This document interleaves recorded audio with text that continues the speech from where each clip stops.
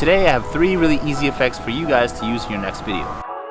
So make sure to like, subscribe, and hit that bell notification button so that every time I post a new video, you guys will be notified.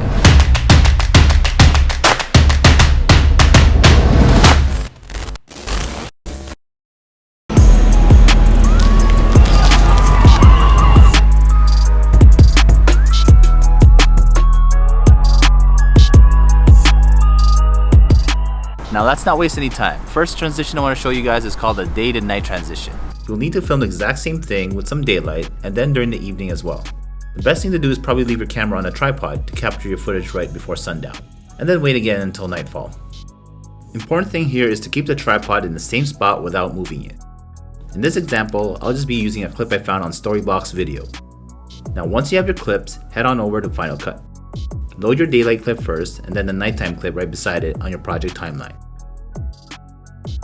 And all you really need to do next is use a transition in between to add a cool effect to switch between the time of the day.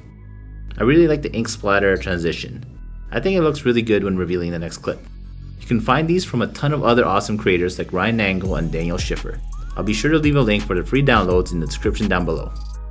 Add in your transition, then expand the length if you like, and then maybe add some color grade to make it pop out a bit more. And why not throw in some sound effects as well. The next effect we'll call the old school effect. So we'll pretty much take any of your footage and make it look like it was taken back in the early 30s or 40s. Create a project with the specs 640 by 480. Once you're done that, drag your clip to your project timeline. I'll use the same clip for this one. Change the scale until you're good with the framing. Now we need to change it to black and white. Do so by opening the color board and dragging down the saturation all the way down. Adjust exposure level if you need to as well. Look for 50s TV and drag it on top of your clip. Then also drag on aged film. You'll want to choose realistic grain and adjust the color so that it stays black and white. Play around with the other settings such as dust and jitter amount. I will add just a little bit of jitter to the clip. Add the Gaussian blur effect and decrease the amount to about 2 to 5. This will give it that slightly blurry look.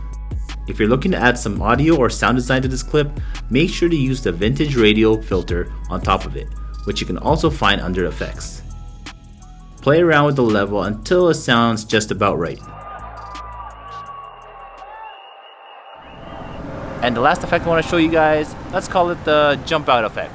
In this one, we will have our subject slightly jump out as it hits a certain beat in the track.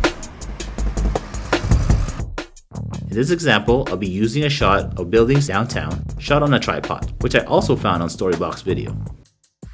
Place the clip on the timeline, then place the exact same one on top of it. Place your track right below it as well. Look for the draw mask tool and place it on the top clip. Find the part of the clip where you want it to jump out to the beat and start placing the key points around that building that you choose to pump out. Once you're done that, add a key point to position and scale all in the inspector tab. Change the scale size of your subject. I wouldn't go too crazy with a number. I would probably just add an extra 3 to 10% on top of it. It depends on how much you want it to grow to.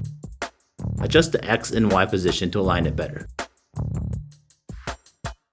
Then move over one frame or two by using the right arrow key on your keyboard and change the numbers back to the original settings afterwards. If you want to continue adding the jumps throughout the clip, use the blade tool to cut off at the part right after you shrink it back. Continue the previous steps for each cut off clip until you are happy with the outcome. Now it should look something like this.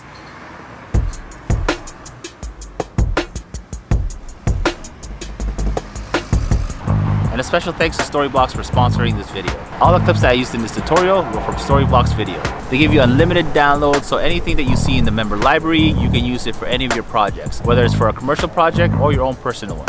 And as you can see by these clips, they have a ton of beautiful stock footage that you can choose from. And all content is royalty free, so you won't have to worry about anything. So make sure to click on the link in the description down below. It's my time in my prime, this the prime time, pretty content. Are you content? No nonsense, just a go-getter on a conquest. Ay.